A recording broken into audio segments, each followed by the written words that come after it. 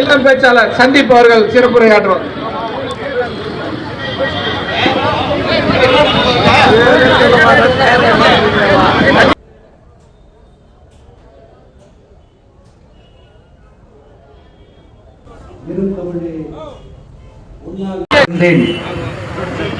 இமையோர் விருந்தமிழ்தம் என்றாலும் வேண்டேன். வேலூர் வடக்கு மாவட்ட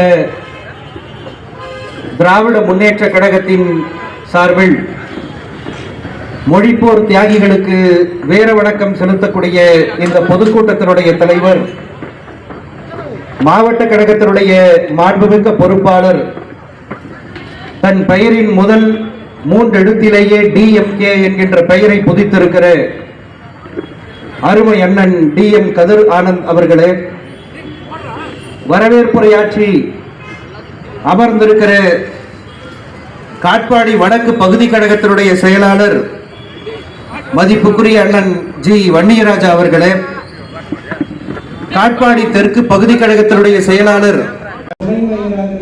அண்ணன் M சுனில்குமார் அவர்களே, பரமசிவம் அவர்களே, முருகப்பெருமாள் அவர்களே, மற்றும் இந்த பொதுக்கூட்டத்திற்கு வீர வணக்க உரையாற்றுவதற்காக வருகை தந்திருக்கிற கழகத்தினுடைய செய்தி தொடர்பு துறை செயலாளர் பெருமதியாதைக்குரிய பேராசிரியர், இணையத்தில் சமூக வலைதளங்களில் தன்னுடைய வாதத்தால், சொல்லாற்றலால், செயலாற்றலால் எதிரிகளை துண்டை காணோம் துணியை காணோம் என்று ஓட வைக்கக்கூடிய அளவுக்கு தன்னுடைய செம்மாந்த பேச்சால் கழகத்தின் கொள்கைகளை பரப்பிக் கொண்டிருக்கிற பேராசிரியர் ஐயா கான்ஸ்டான்டைன் ரவீந்திரன் அவர்களே, கலந்து கொண்டு சிறப்பித்துக் கொண்டிருக்கிற தலைமை கழகத்தினுடைய சொற்பொழிவாளர், இன்றைய பிறந்தநாள் விழா நாயகர் அண்ணன் பொன்னேரி சிவா அவர்களே, மற்றும் கலந்து கொண்டு சிறப்பித்துக் கொண்டிருக்கிற வணக்கத்திற்குரிய மாநகராட்சியினுடைய மேயர் அக்கா சுஜாதா அவர்களே, நிறைவாக நன்றியுரை ஆற்றுவதற்காக வருகை தந்திருக்கிற அண்ணன் சதீஷ் அவர்களே, மகேஷ் பாபு அவர்களே, திரளாக பங்கேற்றிருக்கிற மாவட்ட நகர ஒன்றிய கிளை கழகங்களுடைய பொறுப்பாளர்களே, செயலாளர்களே, மேலவை பிரதிநிதிகளே, பல்வேறு அணிகளை சார்ந்த அன்பர்களே, நண்பர்களே, தீரர் கோட்டமாம் திராவிட முன்னேற்ற கழகத்தின் தீரர்களே, வீரர்களே, உங்கள் அனைவருக்கும் என்னுடைய அன்பான வணக்கத்தை முதற்கண் தெரிவித்துக் கொள்கிறேன். நான் பேசுகிற எல்லா மேடையும் இயல்பாகவே எனக்கு சிறப்பு வாய்ந்த மேடையாக அமைந்து விடுகிறது. இந்த மேடையில் எனக்கு என்ன சிறப்பு என்று சொன்னார், தலைமை கழகத்தால் வேலூர் வடக்கு மாவட்ட கழகத்தினுடைய பொறுப்பாளராக அறிவிக்கப்பட்டு அண்ணன் DM கதிரானந்த் அவர்கள் நடத்துகிற முதல் பொதுக்கூட்டம் இந்த வீரவணக்கடால் பொதுக்கூட்டம். அண்ணன் கதிரானந்த் அவர்களே, நீங்கள் பெருமையோடு சொல்லலாம், உங்கள் காலரை உயர்த்தி கொண்டு சொல்லலாம், 1960களில் ஆதிக்க இந்தியை எதிர்த்து மாணவர் படை ஒன்று திரண்டது. அந்த மாணவர் படையில் சட்டக்கல்லூரியினுடைய மாணவராக, பச்சையப்பன் கல்லூரியினுடைய மாணவராக முன்னின்று இந்தி ஆதிக்க போரை எதிர்த்து நடத்தியவர் இந்த மண்ணின் மைந்தரண்ணன் துரைமுருகன் அவர்கள். அவர்களுடைய பிள்ளையாக இருக்கிற நீங்கள், உங்களுடைய முதல் பொதுக்கூட்டமாக இந்த பொதுக்கூட்டம் இருப்பது உங்கள் வரலாற்றுகளிலேயே பொன்னெழுத்துக்களால் பதிக்கப்படக்கூடியது. அப்படிப்பட்ட இந்த பொதுக்கூட்டத்தில் கலந்து கொண்டு நானும் ஒரு பங்கேற்பாளராக தியாகிகளுக்கு வீர வணக்க உரையாற்றுவதற்கு வாய்ப்பளித்த கழகத்தின் தலைவர் அவர்களுக்கும், இளந்தலைவர் அவர்களுக்கும், மாணவர்களுக்கும், மாவட்ட கழகத்திற்கும் என்னுடைய நெஞ்சார்ந்த நன்றியை முதற்கண் தெரிவித்துக் கொள்கிறேன். தமிழன் வாழுகின்ற நிலத்தை 5ஆக பிரித்து வாழ்ந்தவன். குறிஞ்சி என்றும், முல்லை என்றும், மருதம் என்றும், நெய்தல் என்றும், பாலை என்றும் வாழுகின்ற நிலத்தை 5ஆக பிரித்தவன். வீசுகின்ற காற்றை 4ஆக பிரித்தவன். தெற்கில் இருந்து வீசினால் தென்றல், வடக்கில் இருந்து வீசினால் வாடை, கிழக்கில் இருந்து வீசினால் கோடை, மேற்கில் இருந்து வீசினால் கொண்டல் என்று வீசுகிற காற்றை 4ஆக பிரித்து வாழ்ந்தவன். பேசுகின்ற மொழியை 3ஆக பிரித்து வாழ்ந்தவன். நாடகத்தமிழ், இசைத்தமிழ், இயற்றமிழ் என்று பேசுகின்ற மொழியை 3ஆக பிரித்து வாழ்ந்தவன். வாழுகின்ற வாழ்வை 2ஆக பிரித்து வாழ்ந்தவன். காதல் வாழ்க்கையாக இருக்கிற அக வாழ்க்கை, வீரத்தின் விளைநலமாக இருக்கிற பொருள் வாழ்க்கை என்று அகம் புறம் என்று வாழுகின்ற வாழ்வை 2ஆக பிரித்தவன். வாழுகின்ற நிலத்தை 5ஆக பிரித்தவன். வீசுகின்ற காற்றை 4ஆக பிரித்தவன். பேசுகின்ற மொழியை 3ஆக பிரித்தவன். வாழ்கின்ற வாழ்வை 2ஆக பிரித்தவன். ஒழுக்கத்தை முதல் நிலையில் வைத்து வாழ்ந்தான். அதனால்தான் வள்ளுவ பெருந்தகை ஒழுக்கம் உயிரிடும் ஓம்பப்படும் என்று சொல்லுவார். நண்பர்களே, தமிழ் இலக்கியம் எப்படிப்பட்டது? தமிழில் முதலில் கிடைக்கப்பெற்ற நூலே தொல்காப்பியம் என்று சொல்லுவார்கள். முதலில் கிடைத்த நூலே இலக்கண நூலாக இருக்கிறது. பிறகு சங்க இலக்கியம், நற்றிணை, நல்ல குறுந்தொகை, ஐங்குறுநூறு, ஒத்த பதிற்றுப்பத்து, ஓன்று படிபாடல், கற்றறிந்தார் ஏத்தும் கலியொடு அகம் புறம் என இத்திரட்டு 8 என்று சொல்லக்கூடிய 8 தொகை, முருகு பொருநாறு, பானிரண்டு முல்லை, பெருகு வளமதுரை காஞ்சி, மறு இனிய கோலினிய குறிஞ்சி நெடுநல்வாட என்று அது ஒரு 10 தொகை.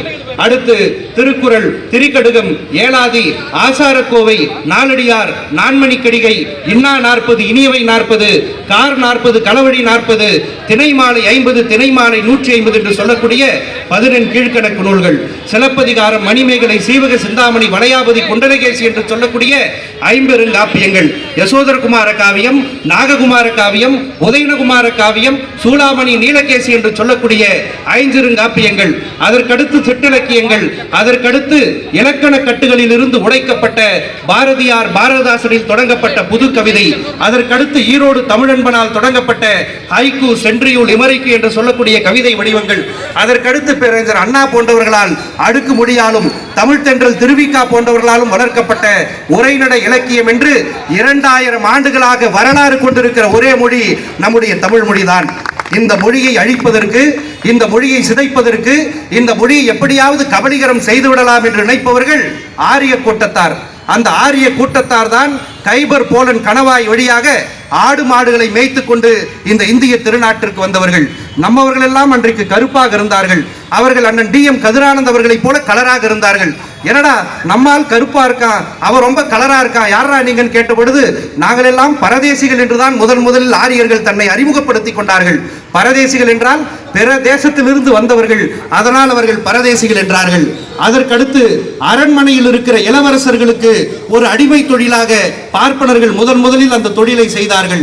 அந்த இளவரசர்கள் ஒரு காலத்தில் அந்த அரசவையிலே மன்னனாக வருகிற பொழுது வெளியில் இருக்கிற ஆரியர்களை கொஞ்சம் கொஞ்சமாக உள்ளே கொண்டு வந்து இங்கே அவர்களுடைய நிலத்தை பரப்பி கொண்டார்கள். எங்களுடைய சொந்த ஊர் குடியாத்தம். அந்த குடியாத்தத்திற்கு ஒரு பழைய பெயர் என்ன தெரியுமா? சதுர்வேதி மங்கலம். மங்கலம் என்று எந்த ஊர்களின் பெயர்கள் எல்லாம் முடிகிறதோ அந்த பெயர்கள் எல்லாம், அந்த ஊர்கள் எல்லாம் நம்மிடத்தில் இருந்து நிலத்தை பிடுங்கி ஆரியர்களுக்கு தானமாக வழங்கப்பட்ட நிலம் என்பதை நீங்கள் தயவு செய்து புரிந்து கொள்ளுங்கள். நம் ஊர் பக்கத்திலே பிராமண மங்கலம் இருக்கிறது, சதுர்வேதி மங்கலங்கள் அங்கங்கு இருக்கிறதே, அதெல்லாம் பிராமணர்களுக்கு தானமாக வழங்கப்பட்ட நிலம். இப்படி கொஞ்சம் கொஞ்சமாக உள்ளே வந்து நம் மொழியை சிதைத்தார்கள், நம்முடைய இலக்கியங்களை சிதைத்தார்கள், நம்முடைய பழம் நூல்களை சிதைத்தார்கள். அதனுடைய விளைவு என்ன தெரியுமா? உங்களில் யாரையாவது இப்பொழுது மேடையில ஏற்றி காலையிலிருந்து இப்பொழுது வரை என்ன செய்தீர்கள் என்று சொன்னால், நீங்கள் உங்களுக்கு ஒரு 100 சொற்களை பயன்படுத்துவீர்கள். அந்த 100 சொற்களில் 50 சொற்கள் ஆங்கில சொற்களாக இருக்கும். மீதம் இருக்கிற 50 சொற்களாவது தமிழ் சொற்களா என்று கேட்டால் அது கூட கிடையாது.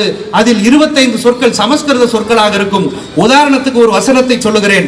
புரட்சி கலைஞர் விஜயகாந்த் ஒரு திரைப்படத்திலே சொல்லுவார், எனக்கு தமிழில் பிடிக்காத ஒரே வார்த்தை மன்னிப்பு என்று சொல்லுவார். ஆனால் புரட்சி கலைஞர் விஜயகாந்துக்கும் தெரியாது, அந்த திரைப்படத்தை எடுத்த இயக்குனருக்கும் தெரியாது மன்னிப்பு என்பதே தமிழ் சொல் அல்ல என்பது. மன்னிப்பு என்பதற்கு தமிழ் சொல் பொறுத்து கொள்ளுங்க, பொறுத்தருள்க என்பது. எனவே தமிழ் மொழி என்று தெரியாமல், இது தமிழா என்று தெரியாமல் அதை தமிழ் என்று நினைத்து நாம் பயன்படுத்தி கொண்டிருக்கிறோம். இப்படி கொஞ்சம் கொஞ்சமாக சமஸ்கிருதத்தை உள்ளே நுழைத்து தமிழை பாதி கெடுத்தார்கள். இப்பொழுது இந்தி என்கின்ற ஒரு மொழியை கொண்டு வந்து தமிழை முழுமையாக கெடுப்பதற்கான வேலை நடைபெற்றுக் கொண்டிருக்கிறது. அதனுடைய முதல் போர்தான் 1938 நம்முடைய தாளமுத்து நடராசன் ஆகிய இருவரை கொண்டோம். நண்பர்களே, உங்களுக்கு ஒரு வரலாற்று செய்தியை சொல்லுகிறேன். சாவர்கர் விடுதலை போராட்டத்திலே பங்கேற்று சிறையில் இருந்த பொழுது அவரிடத்திலே கேட்டார்கள், நீங்கள் இதற்கு பிறகு விடுதலை போராட்டத்தில் பங்கேற்க மாட்டேன், மன்னிப்பு கடிதம் எழுதி கொடுங்கள் என்று. அவர் மன்னிப்பு கடிதம் எழுதி கொடுத்து விட்டு வெளியிலே வந்தார். ஆனால் இதே தாளமுத்துவிடத்திலும் இதே நடராசனிடத்திலும் மொழி போரிலே பங்கேற்று சிறையில் இருக்கும் பொழுது காவல்துறை கேட்டார்கள், மன்னிப்பு கடிதம் எழுதி கொடுங்கள், இதற்கு பிறகு நான் மொழி போராட்டத்தில் பங்கேற்க மாட்டேன் என்று எழுதி கொடுங்கள் என்று சொன்ன பொழுது, என் உயிர் என் மயிருக்கு சமண்டா, இந்த மொழியை காப்பதை விட நான் மன்னிப்பு கடிதம் எழுதி கொடுக்க மாட்டேன் என்று சொன்ன பரம்பரையில் இருந்து வந்தவர்கள் நாம். அதற்கு பிறகு 1953 கள்ளக்குடி டால்மியாபுரம் என்று இருந்த பெயரை கள்ளக்குடி என்று மாற்ற வேண்டும் என்று தலைவர் கலைஞர் ஓடும் ரயில் வருகிற அந்த தண்டவாளத்திலே தலை வைத்து அந்த போராட்டத்தை நடத்தினார். அதற்கு பிறகு 1960, நான் வேகமாக செல்லுகிறேன், எனக்கு பின்னால் பெரும் பெரும் பேச்சாளர்கள் பேச இருக்கிறார்கள், அதனால் வரலாற்றை வேகமாக சொல்ல வேண்டும். 1960 இப்பொழுது அண்மையில் பராசக்தி என்கின்ற படம் வந்திருக்கிறதே, அந்த படத்திலே அதர்வா ஒரு கதாபாத்திரத்தை எடுத்து நடித்திருப்பார். அந்த அதர்வா யாருடைய கதாபாத்திரம் எடுத்து நடித்திருப்பார் என்று சொன்னால் சிவகங்கை ராஜேந்திரன். அண்ணாமலை பல்கலைக்கழகத்தினுடைய மாணவராக இருந்த சிவகங்கை ராஜேந்திரன் அவர்தான் முதலில் மொழிப்போரில் பங்கேற்று காவல்துறையினால் துப்பாக்கி சூடு ஆக்கப்பட்டு உயிரிழந்த முதல் களப்பலியாளர். அந்த மாணவர் ராஜேந்திரனுடைய கதாபாத்திரத்தை தான் நடிகர் அதர்வா எடுத்திருப்பார். அவர்கள் எல்லாம் 1960கள் இதே திருச்சியிலே ஒரு மொழிப்போர் தியாகி இருக்கிறார். அவருடைய பெயர் கீழப்படுவூர் சின்னசாமி. அன்றைக்கு இருந்த முதலமைச்சர் பக்தவச்சலிடத்திலே காலில் விழுந்து, ஐயா, இந்த மொழியை அழிக்க பார்க்கிறார்கள், இந்த மொழியை ஒழிக்க பார்க்கிறார்கள், நீங்களும் தமிழர் தானே, எப்படியாவது தமிழை காப்பாற்றுங்கள் என்று அன்றைக்கு இருந்த முதலமைச்சர் பக்தவச்சலிடத்திலே காலிலே விழுந்து அந்த மாணவன் கெஞ்சினார். ஆனால் இந்த பைத்தியக்காரனை தூக்கி சிறையில் அடையுங்கள் என்று அந்த கீழப்படுவூர் சின்னசாமியை சிறையில் அடைத்தார்கள். சிறையிலிருந்து வெளியே வந்தவன் திருச்சி ரயில் நிலையத்திலே இந்தி ஒழிக தமிழ் வாழ்க என்று தன்னுடைய உதையிலே தன்னுடைய உடலிலே தீயை கொளுத்துவிட்டு மாண்டான்.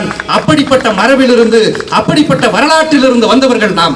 இன்றைக்கு என்ன நடக்கிறது? இன்றைக்கும் அது நீர்த்து போய்விட்டதா? மொழிப்போர் இன்றைக்கு இல்லாமல் இருக்கிறதா? இன்றைக்கு ஒன்றியத்திலே ஆண்டு கொண்டிருக்கிற பிரதமர் மோடி இந்த மோடி பச்சான் வேலையை பார்ப்பதற்காக தமிழ்நாட்டுக்கு அடிக்கடி வருகிறார். நேற்றைக்கு கூட வந்து வணக்கம் என்று சொல்லுகிறார், சகோதர சகோதரிகளை என்று தமிழில் சொல்லுகிறார். நாமெல்லாம் அவர் தமிழில் பேசினால் ஏதோ தொல்காப்பியரே வந்து பேசுவது போல, ஏதோ வள்ளுவரே வந்து பேசுவது போல மயங்கி விடுவோம் என்று அவர் தமிழிலே பேசுகிறார். ஆனால் நண்பர்களே, உங்களுக்கு ஒன்று தெரியுமா? 10 ஆண்டு கால மோடி ஆட்சியில் சமஸ்கிருதத்துக்கு ஒதுக்கப்பட்ட நிதி எவ்வளவு தெரியுமா? 2300 கோடி ரூபாய். இந்திக்கு ஒதுக்கப்பட்ட நிதி எவ்வளவு தெரியுமா? 600 கோடி ரூபாய். ஆனால் தாய்மொழியாம் தமிழுக்கு இவ்வளவு தூரம் சொன்னேனே, 2000 ஆண்டுகளாக வரலாறு இருக்கிற தமிழுக்கு, ஏன் இரும்பு காலம் என்று சொல்லக்கூடிய அளவுக்கு 5000 ஆண்டுகள் வரலாறு இருக்கிற தமிழுக்கு மோடி அரசாங்கம் இந்த 10 ஆண்டுகளில் ஒதுக்கி இருக்கிற நிதி வெறும் 113 கோடி ரூபாய். எண்ணி பாருங்கள். இப்படிப்பட்டவர்கள் தான் இன்றைக்கு தமிழ்நாட்டுக்கு வந்து வணக்கம் என்று சொல்லுகிறார்கள், சகோதர சகோதரிகளே என்று சொல்லுகிறார்கள். நாடாளுமன்றத்தில் தொடங்கி எங்கே போனாலும் திருக்குறளை மேற்கோள் காட்டுகிறார்கள், காசி தமிழ்ச்சங்கம் நடத்துகிறார்கள். இவர்கள் எல்லாம் உண்மையாக தமிழுக்கு தொண்டாற்றுவர்களா என்பதை நீங்கள் தயவு செய்து புரிந்து கொள்ள வேண்டும். ஆனால் முத்தமிழறிஞர் தலைவர் கலைஞர்கள் ஆட்சி பொறுப்புக்கு வந்து 2006 தமிழை செம்மொழியாக அறிவித்தார். சென்னையிலே வள்ளுவருக்கு கோட்டம் தந்தார், கன்னியாகுமரியிலே வள்ளுவருக்கு சிலை தந்தார்.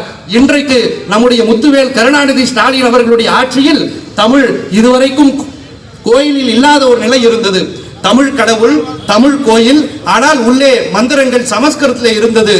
அந்த சமஸ்கிருதத்தை தூக்கி வெளியிலே போட்டுவிட்டு தமிழ் கடவுள்களுக்கு தமிழில் அர்ச்சனை செய்யலாம் என்கின்ற ஒரு மாபெரும் திட்டத்தை கொண்டு வந்தது முத்துவேல் கருணாநிதி ஸ்டாலின். இந்த திராவிட மாடல் ஆட்சி என்பதை தயவு செய்து புரிந்து கொள்ளுங்கள்.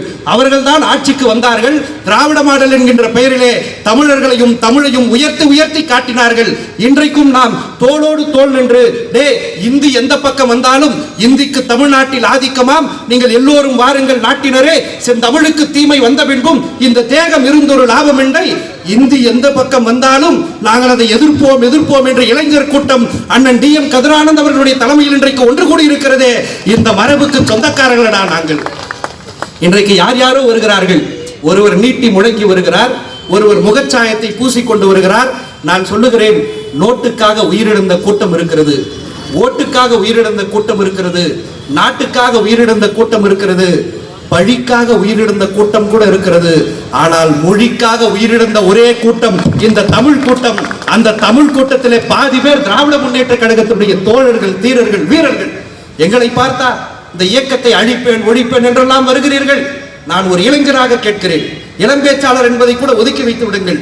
ஒரு இளைஞராக கேட்கிறேன், திராவிட முன்னேற்ற கழகத்தினுடைய கோட்பாடுகளை, கொள்கைகளை, லட்சியங்களை, செயல்பாடுகளை அப்படியே ஒப்பிட்டு வேறு ஏதாவது ஒரு இயக்கத்தினுடைய கொள்கையை, கோட்பாட்டை, செயல்பாட்டை காட்டி விடுங்கள், நாங்கள் ஒப்புக்கொள்கிறோம். ஆனால் தமிழ்நாட்டில் மட்டுமல்ல, இந்தியாவில் மட்டுமல்ல, உலகத்திலேயே திராவிட இயக்கத்துக்கு இணையான கொள்கையும் கோட்பாடும் செயல்பாடுகளும் தலைவர்களும் இல்லவே இல்லை.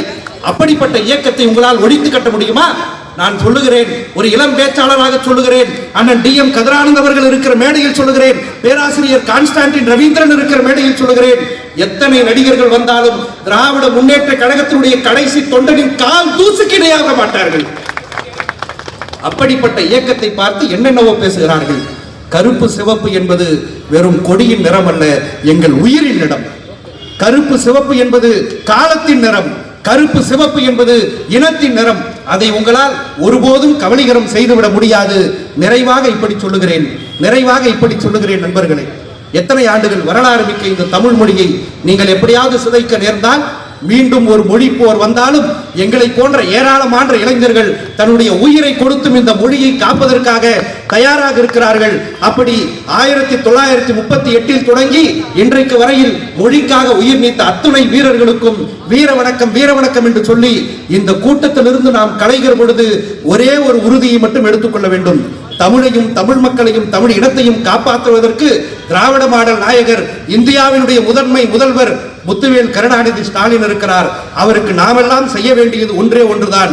கடந்த சட்டமன்ற தேர்தலில் வேலூர் மாவட்டத்தில் எந்தெந்த தொகுதிகள் எல்லாம் நம்முடைய கையை விட்டு நழுவி போனதோ, 2026 தேர்தலில் வேலூர் மாவட்டத்தில் இருக்கிற எல்லா தொகுதியிலும் உதயசூரியன் தான் உதித்தது. வேலூர் கோட்டை என்பது திராவிட முன்னேற்ற கழகத்தினுடைய கோட்டை என்பதை அந்த பரிசு 2026 தேர்தலுக்கு பிறகு தளபதிக்கு சொல்லுவோம். நன்றி, வணக்கம்.